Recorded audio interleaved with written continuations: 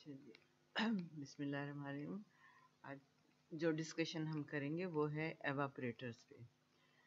तो evaporators are apparatus for the evaporation, और जो बेसिक पॉइंट्स हैं वो ये कि evaporation in which feed is always a dilute solution and product is always a concentrated solution. ये डिस्कशन हो चुकी है पहले भी।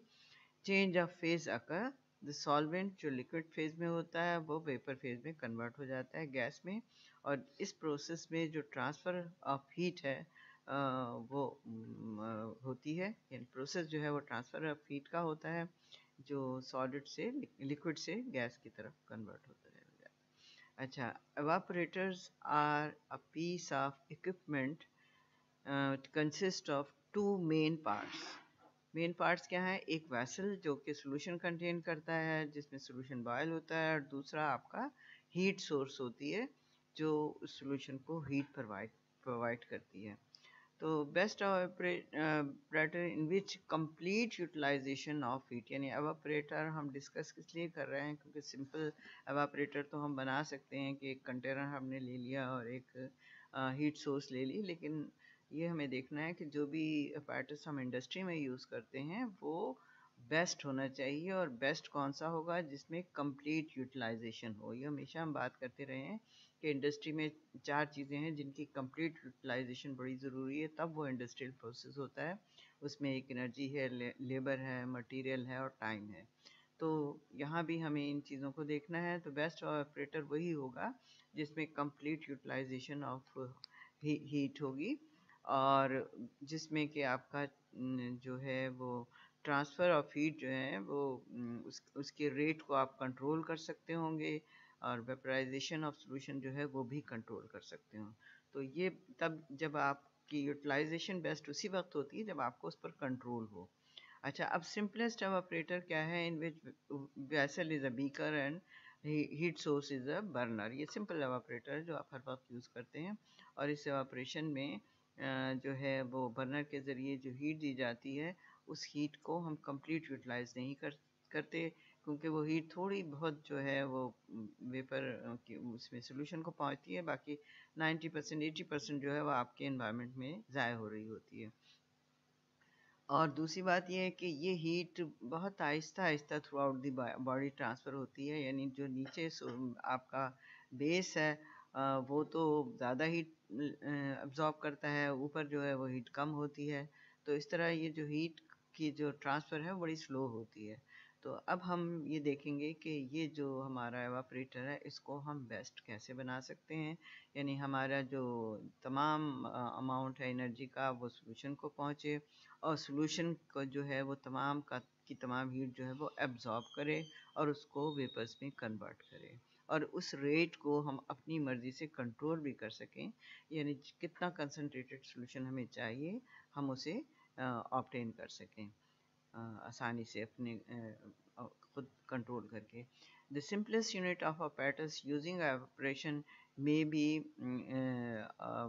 be modified from 1 control rate of evaporation, number 2 complete utilization of energy, और number 3 nature of solvent। ये दो चीज़ें तो एक बेस्ट ऑपरेटर के लिए होंगी, लेकिन उसके बाद एक बात ये आती है कि बहुत से डिफरेंट सॉल्वेंट हम यूज़ करते हैं और उन सब का अपना एक तरीक़ेकार होता है। तो फिर एक स्टैंडर्ड एवापोरेटर बनाने के बाद जिसमें कंट्रोल रेट ऑफ एवापोरेशन हो रही हो, कंप्लीट यूटिलाइजेशन ऑफ एनर्जी हो रही हो, उसको फिर हम अपने सॉल्वेंट के हिसाब से भी मॉडिफाई कर सकें। और ये किस किस किस्म के सॉल्वेंट होते हैं ये हम आगे डिस्कस करेंगे इसे। तो टाइप ऑफ एवापोरेटर में हमारे पास 3 तरह के एवापोरेटर हम यहाँ डिस्कस करेंगे। एक हमारा सिंपल एवापोरेटर है डबल वॉल जैकेटेड, उसके बाद फिर ट्यूब हीटर्स, और फिर वो स्पेशल एवापोरेटर जो स्पेशल सॉल्यूशंस के हिसाब से हम बनाते हैं। फिर अच्छा, अब सबसे पहले हम डबल वॉल जैकेटेड एवापोरेटर्स की बात कर रहे हैं। डबल वॉल जैकेटेड एवापोरेटर एक बहुत बड़ी कैटल की तरह का होता है, काफ़ी बड़ी होती है ये, और इस कैटल के नीचे की वॉल जो है, बेस जो है वो डबल वॉल होती है, और इस डबल वॉल में स्टीम जो है वो एक तरफ से अंदर दाखिल होती है, और वो स्टीम जो है वो सॉल्यूशन को अपनी हीट जो है वो कन्वे करती है, और इस हीट की कन्वर्जन से, हीट के ट्रांसफ़र से वो खुद कंडेंस हो जाती है, और कंडेंस होने के बाद उसके जो वेपर्स ड्रॉपलेट्स बनते हैं उनको ड्रिप आउट करना बड़ा ज़रूरी होता है। तो ये डी जो लिखा हुआ है ये वो ड्रिप आउट है जहाँ से कंडेंस हीट को दूर किया जाता है। और वो चीज़ पार्ट ऑफ द स्टीम जो कंडेंस नहीं होता, क्योंकि स्टीम के साथ अक्सर एयर भी होती है, तो एयर ज़ाहिर है कंडेंस नहीं होती, उसको वेंटिलेट किया जाता है। अच्छा, ये जो आपके बनते हैं ड्रॉपलेट्स, इनको ड्रिप आउट करना बहुत ज़रूरी होता है, इसलिए कि अगर हम इन्हें ड्रिप आउट नहीं करेंगे तो नई आने वाली स्टीम को ये यूटिलाइज़ करना शुरू कर देंगे, बजाय आपके जो असल सॉल्यूशन है जो आपके केटल में मौजूद है। तो इसलिए इनको फौरी तौर पे वहाँ से रिमूव करना होता है, पहली बात। दूसरी बात ये होती है कि जैसे ही ये स्टीम कंडेंस होती है और यहाँ से रिमूव होती है, तो एक वैक्यूम क्रिएट होता है इस डबल वॉल में, और फिर ऑटोमेटिकली नई और हॉट स्टीम इसमें दाखिल होती है। इस तरह ये एक डायनेमिक प्रोसेस बन जाता है। आपको स्टीम सप्लाई नहीं करनी, जितनी स्टीम कंडेंस हुई है उतनी ही नई स्टीम वहाँ से अंदर दाखिल हो जाएगी। तो ये तो अच्छा, ऊपर जो हमारी केटल है उसका बेस बहुत बड़ा इसलिए रखा जाता है कि ज़्यादा से ज़्यादा सॉल्यूशन आपकी इस हीट से कांटेक्ट में आए, क्योंकि अगर तंग होगी, लंबी होगी चीज़, तो बेस जो है वो छोटा होगा, तो कांटेक्ट एरिया जो है वो भी कम होगा। तो अब हमारा जो है यहाँ पर इनलेट है। इनलेट दो चीज़ों के हैं, एक तो फीड का इनलेट है और एक आपका स्टीम का इनलेट है। फीड के इनलेट के लिए दो आउटलेट हैं, एक वेंटिलेट वेपर के लिए है जो वेपर को बाहर निकालता है, और दूसरा थिक लिकर जो आपका बनता चला जाता है उसको निकालने के लिए एल है। और स्टीम के इनलेट के लिए भी दो आउटलेट हैं, एक ड्रिप और एक वेंटिलेट। अच्छा, और इस तरह फिर हमारा dilute solution Aahista Aahista concentrated solution में कन्वर्ट होता चला जाता है। तो ये हो गया आपके फीड के दो इनलेट और आउटलेट, और स्टीम के लिए एक इनलेट और दो आउटलेट हो गए। It is a double wall kettle with the expanded base in which large amount of solution in direct has comes in direct contact with the fuel or heat. It has inlet for dilute solution, और ये सारी चीज़ें मैंने आपको बता दी हैं। फिर lower portion base has double wall space, ये भी मैंने आपको समझा दिया। It has one inlet for steam and two drips, and ये भी मैंने आपको समझा दिया। अच्छा, when steam is condensed, a vacuum is created, ये भी मैंने आपको बता दिया। These kettles are made up of cast iron. Cast iron ऐसा आयरन है जिसको आप वन पीस में मोल्ड कर सकते हैं, तो ताकि इस पूरी केटल में जो जोड़ ना आए, क्योंकि ज़ाहिर है शेप इसकी राउंड होती है, तो इसलिए इसको वन पीस में बनाने की कोशिश की जाती है, और उसके लिए कास्ट आयरन सबसे बेस्ट होता है। लेकिन कास्ट आयरन में बाज़ चीज़ों को हम यूज़ नहीं कर सकते, एसिडिक चीज़ें हम उसमें यूज़ नहीं कर सकते, आयरन उससे रिएक्ट करता है। तो ऐसी चीज़ों के लिए फार्मास्यूटिकल इंडस्ट्री में जहाँ आपके ड्रग्स वगैरह बनाई जा रही हों, फिर वहाँ पर आमतौर पर एलुमिनियम या स्टेनलेस स्टील या कॉपर देखा जाता है कि किस चीज़ के लिए बनाया जाता है, उसके हिसाब से मेटल को सिलेक्ट किया जाता है। और इसमें रेट ऑफ हीट एक्सचेंज जो है वो 50 से 300 BTU होता है, जिसको हम कंट्रोल कर सकते हैं। कौन सी चीज़ को स्लो एवापोरेट करना है, किसको फास्ट एवापोरेट करना है, उसके हिसाब से इसको कंट्रोल किया जाता है। उसके बाद हमारे आते हैं ट्यूब हीटर। अच्छा, अब ट्यूब हीटर की ज़रूरत क्यों पड़ी? इसकी वजह वो डिसएडवांटेजेस हैं जो इस केटल वाली एवापोरेटर में पाए जाते हैं। कौन से हैं? Heat is not uniformly supplied to the body, यानी जो बॉडी का वो जो सॉल्यूशन का हिस्सा लोअर है, लोअर बॉडी है, वो तो डायरेक्टली हीट उसको मिल रही है, लेकिन अपर को आहिस्ता आहिस्ता हीट पहुंचती है। तो हम कोशिश ये करते हैं कि पूरी बॉडी को एक ही वक्त में यूनिफॉर्म हीट जो है वो दी जाए, जो हम इसमें नहीं कर सकते। फिर दूसरी बात यह है कि vapour pressure as increases above the surface of the solution, it increases the boiling point. आपको पता है कि boiling point depend upon the temperature and the pressure. Temperature जितना बढ़ता है बॉइलिंग पॉइंट उसी जल्दी आ जाता है, और जो प्रेशर अगर हम बढ़ा दें तो बॉइलिंग पॉइंट जो है वो हमारा और बढ़ता चला जाता है, फिर हमारी हीट ज़ाया होती है, हमें ज़्यादा हीट देनी पड़ती है, तो ये फिर हमारी लॉस ऑफ एनर्जी होती है। तो अब इसको भी ओवरकम करना होता है, और इसको ओवरकम करने के लिए हमें कोशिश होती है कि जैसे जैसे हमारे वेपर बनते जाएं, हम उनको वो फौरी तौर पर वहाँ से खारिज हों, वहाँ जमा ना होने पाएँ। इसके लिए फिर ट्यूबुलर एवापोरेटर इंट्रोड्यूस किया। अच्छा, अब इस ट्यूबुलर एवापोरेटर में दो तरह के एवापोरेटर हैं। एक कहलाते हैं हॉरिजॉन्टल ट्यूब एवापोरेटर और दूसरे कहलाते हैं वर्टिकल ट्यूब। ये दो मेन एवापोरेटर हैं। वैसे कुछ स्पेशल ट्यूब एवापोरेटर भी होते हैं, लेकिन ये दो मेन एवापोरेटर हैं। हॉरिजॉन्टल एवापोरेटर्स में क्या किया जाता है ट्यूब्स में? पहले तो आप इसकी बॉडी समझ लें कि इस बॉडी, ये एक लॉन्ग सिलेंडर है, और सिलेंडर की जो हाइट है वो 8 to 12 फीट होती है। बड़े बड़े बॉयलर अगर आप इंडस्ट्री में गए हों तो आपने देखे भी होंगे। और इसकी विड्थ जो होती है वो भी तकरीबन 3 से 6 फीट के करीब इसकी विड्थ होती है। अच्छा, अब इसमें एवापोरेटर जो आपका ये सिलेंडर है, इसकी ख़ास बात ये है कि इसका अपर जो सरफेस है, अपर पोर्शन जो है वो आपका अम्ब्रेला शेप बनाया जाता है। अम्ब्रेला शेप इसलिए कि जो भी स्टीम जमा हो वो वहाँ से वेपर की फॉर्म में निकलती चली जाए आसानी से, और वो जमा होने ना पाए। और इसका जो लोअर पार्ट है वो फनल शेप बनाया जाता है कि जो भी थिक लिकर आपका बनता चला जा रहा है, प्रोड्यूस हो रहा है, वो भी यहाँ से आराम से निकलता जाए। तो एक तो ये चेंज इसमें की जाती है इसकी बॉडी में, जिसको हम बीकर से लेके चले थे, फिर हमने डबल वॉल जैकेट किया था, अब ये सिलेंडर शेप हो गई। उसके बाद इसके दरमियान में हीटिंग पार्ट होता है, क्योंकि जैसे मैंने बताया कि एवापोरेटर के दो पार्ट होते हैं, एक तो आप उसका वेसल होता है और एक उसका हीटिंग पार्ट होता है। ये हीटिंग पार्ट चेस्ट कहलाता है। ये एक तरह से दरमियान में एक दूसरी वॉल बाहर की तरफ राउंडेड पूरी फैली हुई होती है इस सिलेंडर के, और इस वॉल में जो ये डबल वॉल है, स्टीम दाखिल होती है, और ये स्टीम फिर हॉरिजॉन्टल ट्यूब्स के ज़रिए से सॉल्यूशन की बॉडी में से गुजरती है और थ्रू आउट द बॉडी गुजरती है। इसलिए सारी बॉडी को यूनिफॉर्म हीट एक ही वक्त में मिल रही होती है।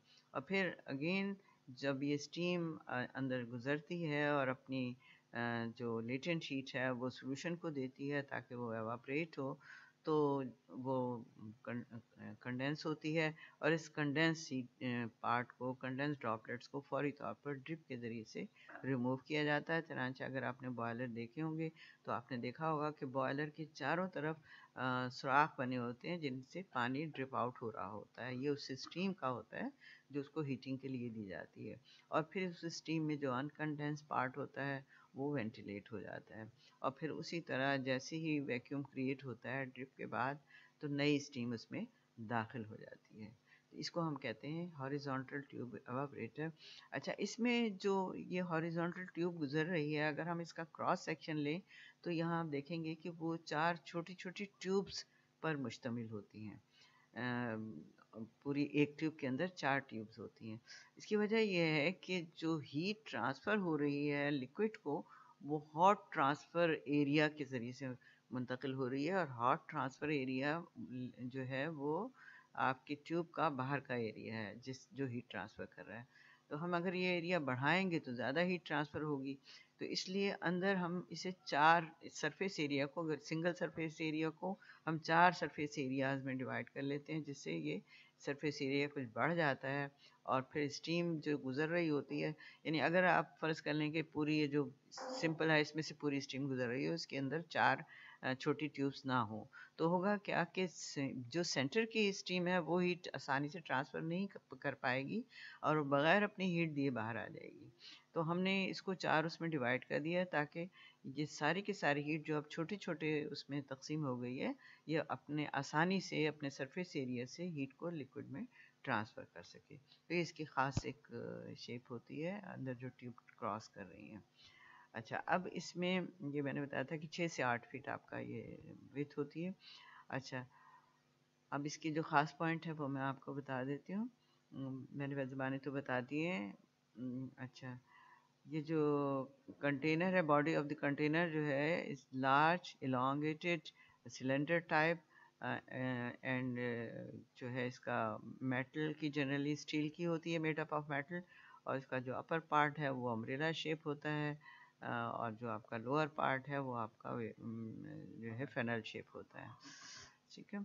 और बॉटम फनल शेप है और कार्ड थिक लिकर वहाँ से रिलीज़ होता है, ऊपर से वेपर रिलीज़ होता है। और चेस्ट भी मैंने आपको समझा दिया, ये सेंटर में एक पार्ट होता है जिसे हम हीटिंग पार्ट कहते हैं, और हॉरिजॉन्टल ट्यूब अक्रॉस द जो आपकी बॉडी ऑफ द लिक्विड है उसमें से पास होती रहती हैं। और the chest also have one inlet for steam and two, ये सारी चीज़ें मैंने आपको बता दी। अच्छा, अब pipe crossing the body actually 4 smaller pipes inside इनके होते हैं, ये भी बता दिया। अब इसमें एक चीज़ मैं यहाँ पर और बता दूँ कि आमतौर पे जो बेसिक इक्वेशन है हीट ट्रांसफ़र की वो ये है कि Q is equal to U A delta T, और इसमें U जो है ये आपका ओवरऑल सरफेस एरिया है, क्योंकि कैसी सरफेस है आपके एवापरेटर की, उसके अंदर जो ट्यूब्स की है उन सब सरफेस का ओवरऑल कोफिशिएंट है। ए जो है वो हॉट सरफेस एरिया है, पहले भी मैंने बताया था। तो हॉट सरफेस एरिया जितना ज़्यादा होगा हीट ट्रांसफ़र आपका उतना कामयाब होगा। इस हॉट सरफेस एरिया को बढ़ाने के लिए ही हम उस ट्यूब को 4 छोटी ट्यूब में डिवाइड कर देते हैं।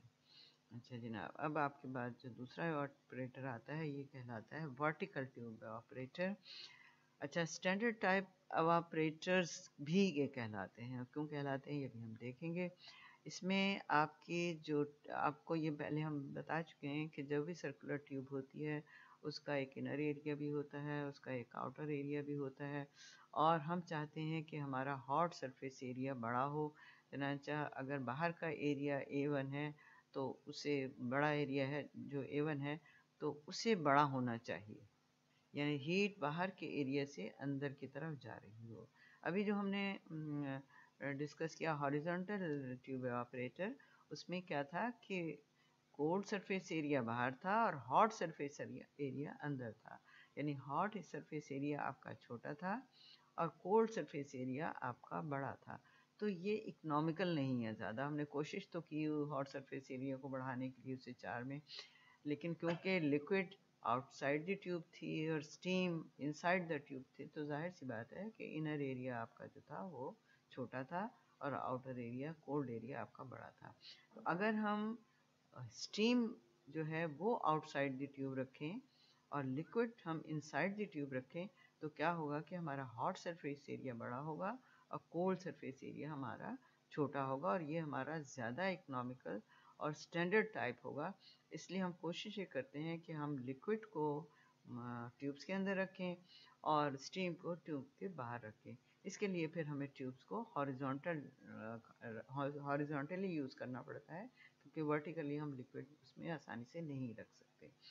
चनाचा अब इसकी शक्ल मैं आपको बता देती हूँ।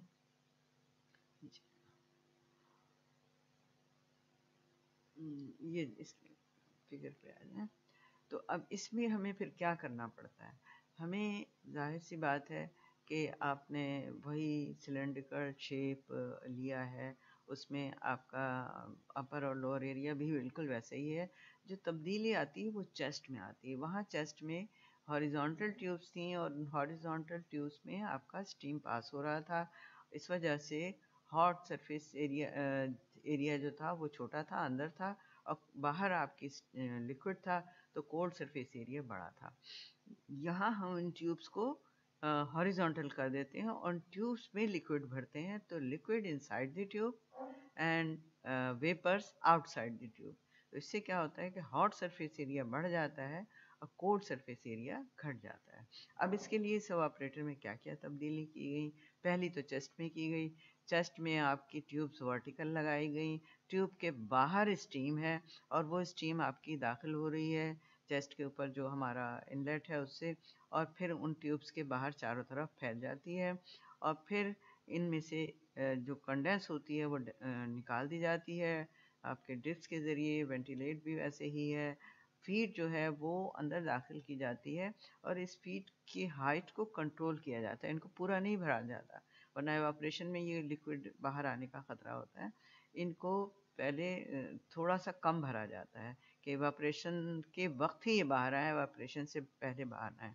और ये जो इनकी हाइट है ये कांस्टेंट रखी जाती है एक साइफन के ज़रिए।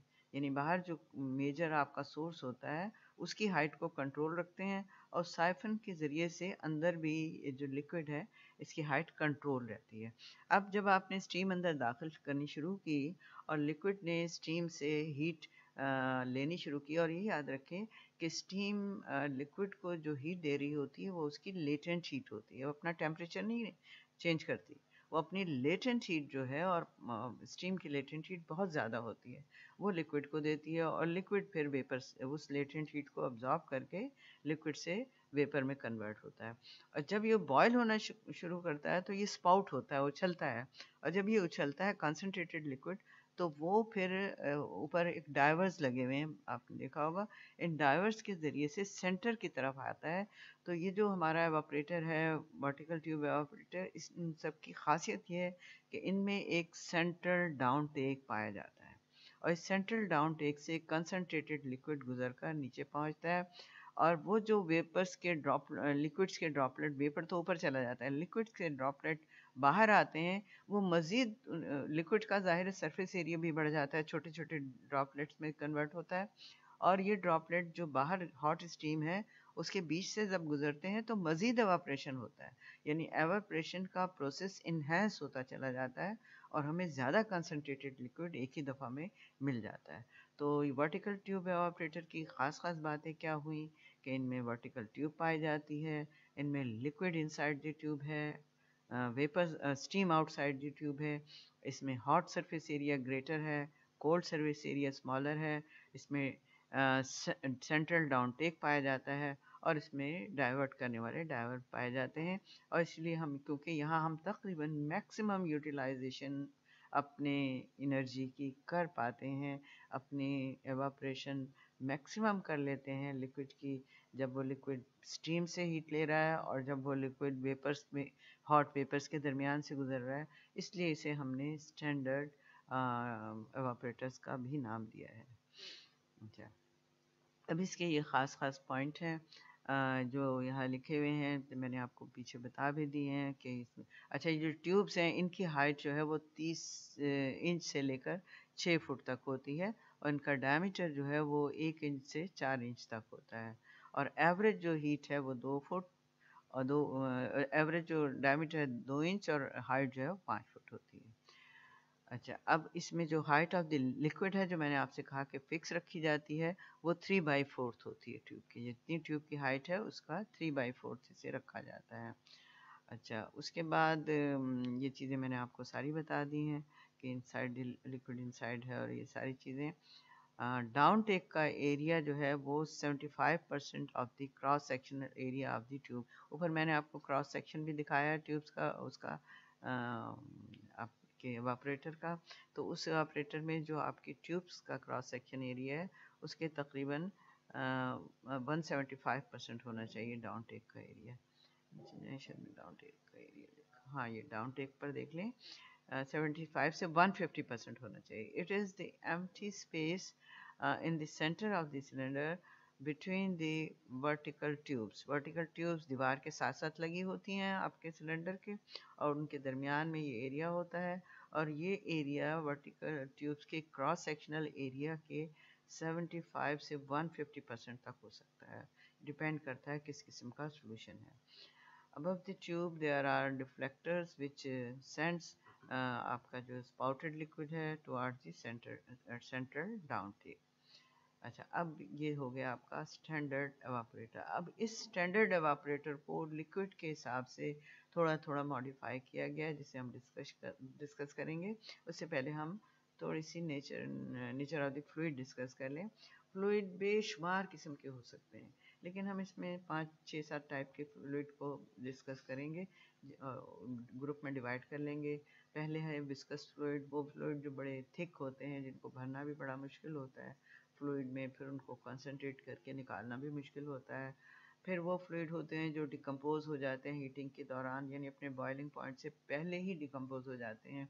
आपने देखा होगा कि ऑयल जब आप गर्म करते हैं तो ऑयल बॉयल होने से पहले ही वो डिकम्पोज होके और धुआं देने लगता है, यानी कार्बन उसकी अलग होने लग जाती है। तो ऐसी चीज़ों को हम कैसे कंसंट्रेट करें जिसमें इस किस्म के लिक्विड पाए जाएँ, उसके लिए हम फिर इन एवापोरेटर को थोड़ा सा मॉडिफाई करते हैं। फिर स्केल फॉर्मेशन, बाथ लिक्विड ऐसे होते हैं कि जो बॉयल तो हो जाते हैं, सब कुछ हो जाते हैं, लेकिन वो बॉल के साथ स्केल बना देते हैं, जिसकी वजह से बॉल्स की जो कंडक्टिविटी है वो कम होती चली जाती है, या फिर वो क्रिस्टल बना देते हैं जो नीचे जमा होने लगते हैं, उससे भी वो जो आपकी ट्यूब्स हैं वो गुड कंडक्टर नहीं रहती। फिर कुछ ऑक्सीडाइज हो जाते हैं, ऑक्सीडाइजेबल होते हैं, फ़ौरन ऑक्सीडाइज हो जाते हैं, उनको एयर की गैर मौजूदगी में बॉयल करना होता है। फिर ख़ासतौर पे elevated boiling liquid, elevated boiling liquid की सबसे अहम मिसाल है आपका मिल्क। आपने देखा होगा कि जैसे ही बॉइलिंग पॉइंट एकदम अचानक बढ़ता है उसका, और फिर वो इतनी तेज़ी से बॉयल होता है कि उसे संभालना मुश्किल हो जाता है, और उससे थोड़ा सा 1 डिग्री आप नीचे रखें तो बॉयल नहीं हो रहा होता। तो ऐसे सॉल्यूशन जिनकी बॉइलिंग पॉइंट एलिवेटेड है, उनको कैसे आप कंसंट्रेट करेंगे। फिर बहुत से ऐसे हैं जो अपने ऊपर फोम बना लेते हैं, और फिर उन फोम की वजह से वेपराइजेशन उनकी डिक्रीज हो जाती है, वेपर्स उन्हीं के अंदर रहने लगते हैं और बाहर नहीं निकलते, और बॉइलिंग पॉइंट बढ़ता चला जाता है उनका। तो इनको करने के लिए हम यहाँ मेजरली दो किस्म के एवापरेटर्स देखेंगे जो मॉडिफाई करके हम बनाते हैं। एक तो बास्केट टाइप एवापरेटर। बास्केट टाइप एवापरेटर में आपका जो चेस्ट है वो एक बास्केट नुमा चेस्ट होता है, जिसको हम वक्तन फ़वक्तन बाहर निकाल कर साफ़ कर सकते हैं। जैसे अभी बात हो रही थी कि जिनमें आपके स्केल फॉर्मेशन हो जाती हैं, दीवार ऑक्सीडाइज हो जाती है, ख़ास तौर पे इंडस्ट्री में कलर्स को, डाइज को जब कंसनट्रेट किया जाए तो कलर्स का वो सोल्यूशन उनका कंसनट्रेट तो हो जाता है, लेकिन दीवारों में भी जम जाता है। फिर अगला जो कलर है उसको करने के लिए उनकी दीवारों को साफ़ करना पड़ता है, फिर हम उसमें नया बैज लगाते हैं, नया कलर देते हैं। तो फिर ये बास्केट टाइप ऑपरेटर होते हैं जिनमें जो स्टीम है वो आपकी एक दाखिल होती है सेंटर में, और सेंटर से वो फिर आपकी जो ट्यूब्स हैं उनकी चारों तरफ फैल जाती है और ड्रिप आउट हो जाती है, कंडेंस स्टीम वेंटिलेट हो जाती है आपका एयर, और फीड आप बाहर से देते हैं इसको। आमतौर पे नीचे की तरफ से दिया जाता है ताकि वो ऊपर जाए, ऊपर की तरफ जाए, भर जाए। लेकिन इसमें जो सबसे ख़ास बात है, दूसरी, एक तो बास्केट टाइप, दूसरी ख़ास बात ये है कि इसका डाउन टेक सर्कुलर होता है, सेंट्रल नहीं होता। यानी सेंटर में तो आपकी स्टीम जा रही है, और जो आपके कंसनट्रेटेड सॉल्यूशन है उस स्पाउट होके डिफ्लेक्टर के ज़रिए उसके चारों तरफ जमा होता है, चारों तरफ से नीचे जाता है, जिसको हम सर्कुलर डाउन टेक कहते हैं। इससे पहले हमने उसमें सेंट्रल डाउन टेक किया था। अब यहाँ कौन कौन से सॉल्यूशन है ये आप खुद अंदाज़ा लगा सकते हैं। जैसे मैंने आपको बताया कि जो स्केल बना लेते हैं, जो बॉल्स को ऑक्सीडाइज कर देते हैं, जिनके लिए बार बार आपको सफाई करनी पड़े इन ट्यूब्स की, वो सारे जो हैं इस बास्केट टाइप एवापरेटर में यूज़ किए जाते हैं। दूसरा जो है आपका एवापरेटर, उसे हम कहते हैं लॉन्ग ट्यूब एवापरेटर। लॉन्ग ट्यूब एवापरेटर में बहुत लंबी 10 से 20 फीट लंबी लॉन्ग ट्यूब यूज़ की जाती हैं। अब इस 10 से 20 फीट लंबी लॉन्ग ट्यूब को यूज़ करने के लिए अगर हम सिलेंडर भी इतना बढ़ा दें तो वो बिल्कुल मतलब गैर ज़रूरी है, क्योंकि सिलेंडर का वहाँ कोई काम नहीं है जहाँ आपकी ट्यूब्स मौजूद हैं। इसलिए ये सिलेंडर को मॉडिफाई करके सिर्फ अपर पार्ट तक रखा जाता है। वही अपर पार्ट उसका जो टॉप है वो आपका अम्ब्रेला शेप होता है। वहाँ से अब जो आपकी वेपर निकलने की है वो बिल्कुल टॉप पे नहीं बल्कि साइड में बनाई जाती है। डिफ्लेक्टर होते हैं, इसमें भी सर्कुलर डाउन टेक होता है। जो आपको मैंने ट्यूब्स इसमें बनी हुई दिखाई हैं उसके चारों तरफ एरिया है खुला, वहाँ से लिक्विड नीचे आएगा और नीचे से वो रिलीज़ होगा। अच्छा, इसमें वही ड्रिप है, उसी तरह वेंटिलेट है, और बास एवापरेटर में अच्छा लिक्विड के लिए एल थे, जो कंसनट्रेटेड लिक्विड है उसके लिए एल लिखा हुआ है, वहाँ से निकलता है, लेकिन यहाँ एक छोटा पोर्शन सी भी लिखा हुआ है। तो ये मैं अभी समझाती हूँ। इसके से पहले मैं ये बता दूँ कि इसमें फीड जो है वो नीचे से दी जाती है पंप के ज़रिए। मसलन जो आपके विस्कस लिक्विड हैं वो खुद बहुत आसानी से ऊपर नहीं जाते, तो उनको फिर पंप के ज़रिए ऊपर भेजा जाता है। ये लॉन्ग ट्यूब एवापरेटर एलिवेटेड के लिए भी यूज़ होते हैं।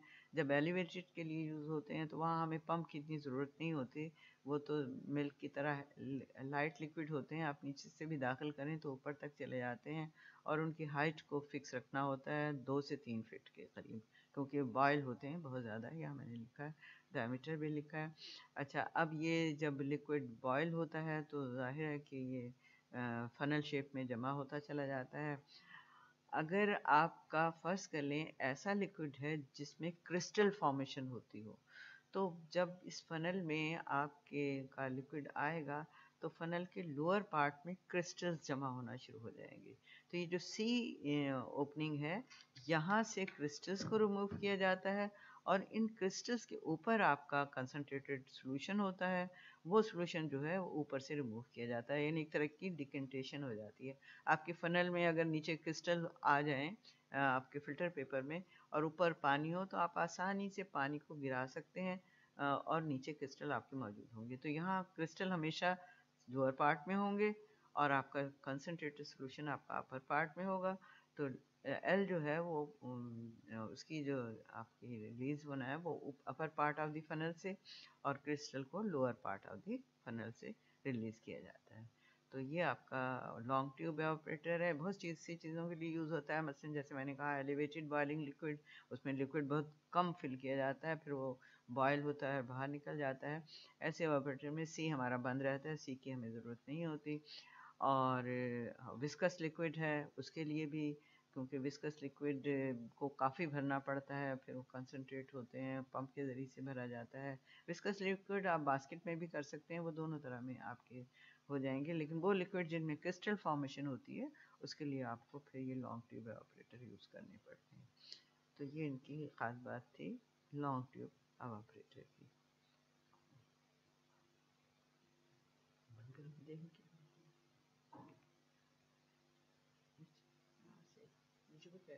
कौन सा पेज था ये?